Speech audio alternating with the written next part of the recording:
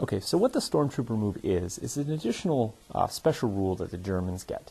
And it enables them to move an additional 4 inches, almost exclusively to the Germans.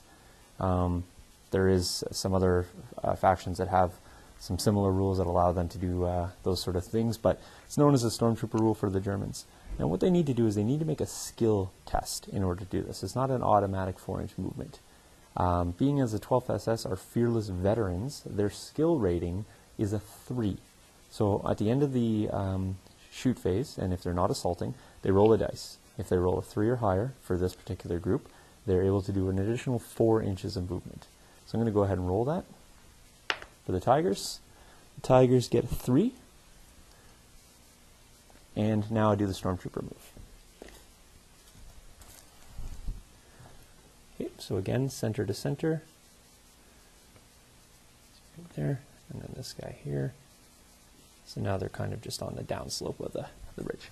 Now I'm going to go ahead and roll it for the Panzer Grenadiers in the vehicles. They rolled a 3. So they're likewise going to do the 4-inch movement. Again, using common sense, but the same position behind the Tigers. So we're. Now you notice the back guy didn't go 4 inches. It's not mandatory 4 inches. It's up to an additional 4 inches. So if you only need to move a ½ inch, then you can move a ½ inch. And then for the Panzer Grenadiers here in the foreground, they rolled a 6, so of course they get to do it. So I get to move them an additional 4 inches.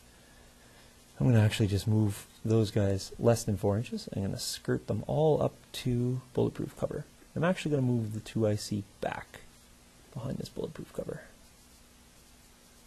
There we go. And there we go. Okay.